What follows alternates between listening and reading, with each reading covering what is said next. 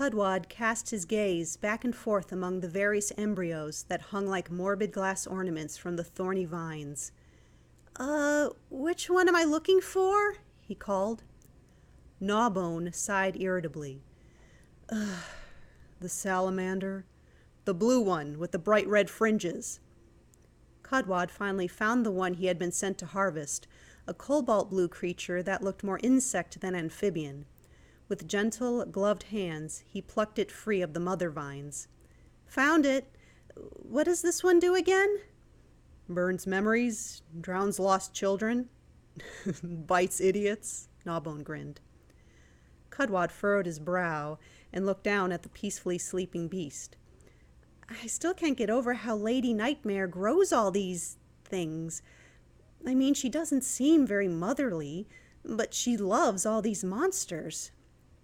Gnawbone shrugged. "You're trying to apply humanity to Lady Nightmare. Don't worry, once the blight absorbs into your blood a little while longer, it'll make more sense to you." Cudwad glanced at his veins showing through the skin of his arms. Already they were several shades greener than they had been the day before. The 10-year-old boy, although not much longer would he be a human one, also noticed that morning that his ears were a bit pointier at the tips, and his once blue eyes were slowly shifting to a moon silver. Cudwad thought it was pretty cool. It was also necessary. Without the blight, no normal person could be in the garden for long, not before the poisonous spores, or the mind-rot fumes, or the plentiful carnivorous insects that were drawn to unblighted blood would do them in. The garden itself was an embodiment of Lady Nightmare's soul, or lack thereof. Cudwad cradled the salamander, biting his lip. "Do you think she'd let me keep one?" "Keep one of these? For what, a pet?"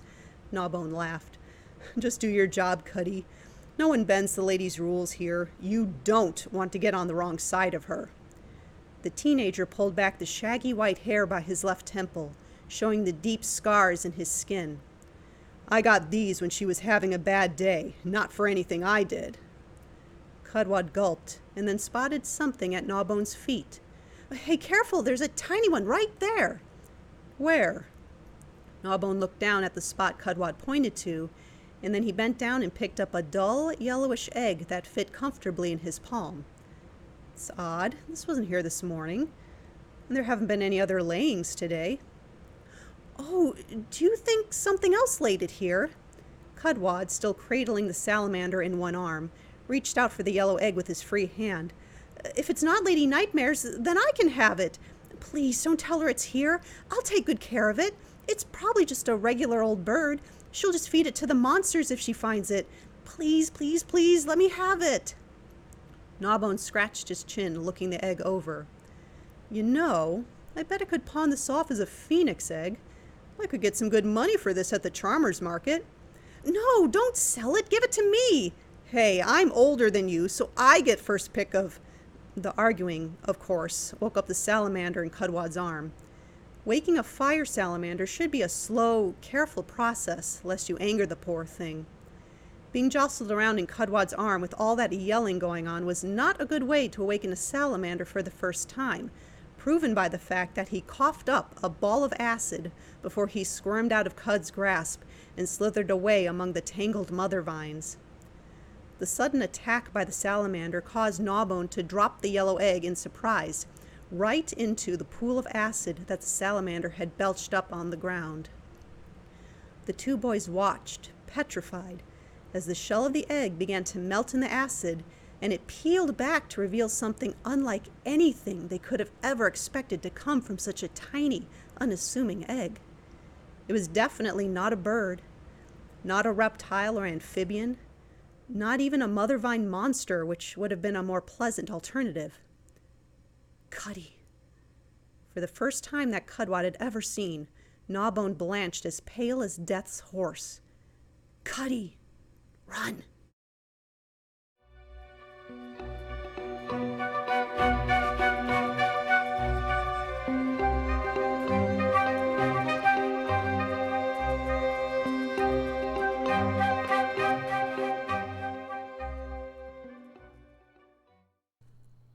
Which of you found that egg? Cudwad shivered at the sound of Lady Nightmare's voice. Its chill made the dead of winter seem like a mild, sunny spring. Her sickly green gaze was just as icy, set in a face that was as rigid and flawless as a porcelain mask. Hers was a venomous beauty, a beguiling toxicity. Gnawbone stood calmly beside Cudwad in the parlor of the Nightmare Mansion. The younger boy could sense the stiffness in his friend's stance. I picked up the egg first, madam. It's my responsibility. Lady Nightmare narrowed her eyes on Gnawbone, and then shifted her gaze to Cudwad. Who saw the egg first? Gnawbone put a hand on Cudwad's shoulder, a gesture to still him, but Lady Nightmare's influence was intimidating. Cudwad cautiously raised his hand. That's what I thought. Lady Nightmare smiled, the kind of smile that ripples through one's skin like tiny, writhing worms, and approached him.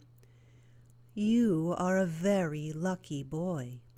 You found the egg of a lucricata, an extremely rare creature. I haven't had one in my garden since, well, long enough to say almost never. She tenderly brushed aside a few hairs from Cudwad's forehead. Naturally, anyone would want to bond with such a special monster, but only the one who finds the egg first can form a bond with a lucricata. It wanted to be found by you. So it's mine? Cudwad felt a surge of excitement run through him. Lady Nightmare's grin twisted slightly, as if she was musing over some unspoken joke. Yes, it has chosen you. You will tend to it and prepare it to bond with you. We should discuss it privately. She put a sinewy arm around Cudwad to lead him away to a secluded room, while Gnawbone watched them go, his mind racing in silent frenzy. Cudwad found it odd that Lady Nightmare put him on a strict diet of a special curry dish that she prepared solely for him at every meal. He also found it odd that when he attempted to read up about lucricatas in the bestiaries of the Nightmare Library, the entries had been blacked out with thick blotches of ink. Lastly, and he hadn't realized this until some time afterward, he was more easily irritable towards Gnawbone, especially when the older boys said, "You don't have to take care of that lucricata just because she said you should, you know." "You're just saying that because you wanted it to choose you instead," Cudwad retorted. "And you don't like it that Lady Nightmare's giving me so much attention and has forgotten all about you. Well, too bad. Just go away if you don't like it."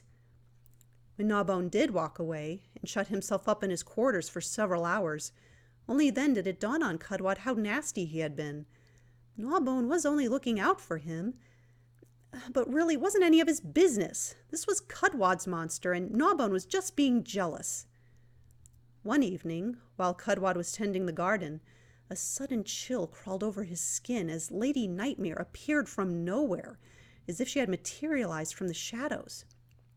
Without a word, she grasped his face, turning it from side to side, gazing deeply into his eyes, rubbing his pointy ears and checking his wrists, where she could see the deep green pulsing in his veins. Cudwad was startled, yet some new voice in his mind said, "Don't question. Make sure she's happy." After a moment, Lady Nightmare released him. "You haven't been in my cabinets, have you?" Cudwad blinked in confusion and shook his head. He, as well as Gnawbone and any others in her employment, had always been forbidden to go into Lady Nightmare's cabinets, which housed the various ingredients for her exotic concoctions. She let out a long breath. "I appear to be missing a bottle of powdered griffin feather that is very expensive. Have you seen it?" No, ma'am. What's it for?" "Griffin feather is one of the rarest cure-alls in the world. Hardly replaceable, highly desired. But I suppose a young, healthy boy like you has no interest in it. Remember, no one is allowed to borrow anything from my collection. Understood?" Cudwad nodded quickly, but a churning was already twisting his guts as he could imagine where that bottle could be. Probably already sold at the Charmers Market, with Gnawbone having gathered a plentiful sum for it. In fact, Cudwad hadn't seen Gnawbone at all since the last time he yelled at him. Gnawbone hadn't bought a train ticket to run away, had he?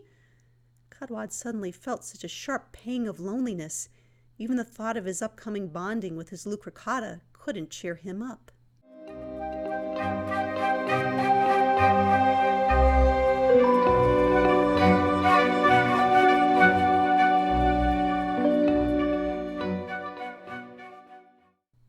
The next evening, Lady Nightmare summoned Cudwad to her parlor. "Is it time for my bonding?" Cudwad asked. "I hope I can do it correctly. I tried to research about Lucracatas this week, but I couldn't find—" "It's quite all right," Lady Nightmare replied. "I've prepared you well enough. It's time for my Lucracata to have its sacred feeding." Cudwad tilted his head. "But I don't know what it would—" A cold, heavy realization slithered into his stomach, and it coiled around his lungs in a tight grasp. "I thought you said I would bond with it." Lady Nightmare's face, usually set in stone-cold stoicism, shifted as a nasty, curling smile spread across it. It was a ghastly grin worthy of her name. "And you will.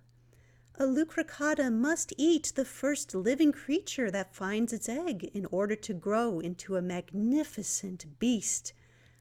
More importantly, for me to have its undying loyalty, its first meal must be saturated in my obedience spices." Cudwad thought of all the curry dishes he had been eating that past week. "And since you've been eating those spices, you can't oppose my orders. Now go out into the garden and let my Lucracata eat you. I'm sure it's quite hungry." Fear festered in Cudwad's chest like heartburn, but he couldn't argue. He couldn't resist or run or cry. His feet moved without his permission, and that new voice in his head ordered, "You heard the lady. Go outside and be eaten before she gets impatient."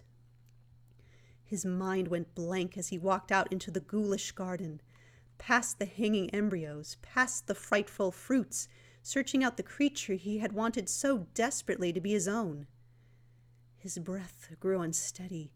His nerves felt afire as every leaf rustle, every whisper of the wind through the vines, every scuffle of something moving across the ground gnarled in his gut.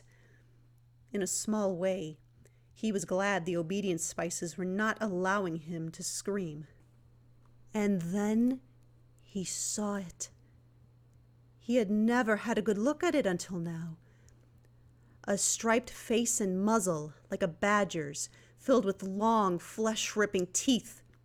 A body as large as an elk, each leg ending in a hoof that could crush bone, and a long lion's tail trailing out the back.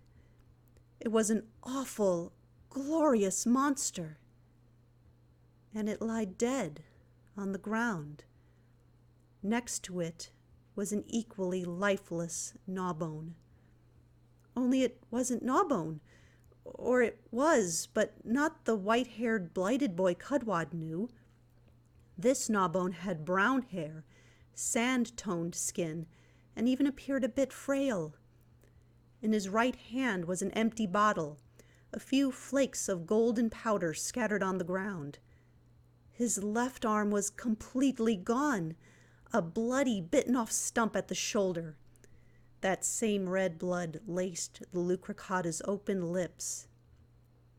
It took Cudwad some time to process it, but the answer eventually came. Gnawbone had taken the powdered griffin feather from Lady Nightmare's cabinet, a powder that cured any and all poisons or diseases, including the blight. After curing himself of the blight, he had gone into the garden to find the Lucracata as quickly as he could.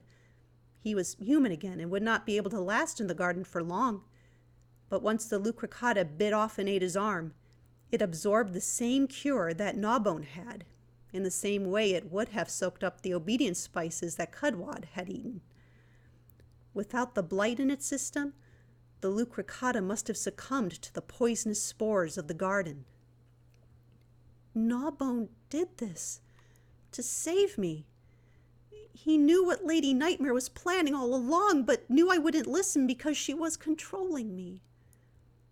But Cudwad's sadness was drowned out by that invasive voice in his mind screaming, "What are you going to do now?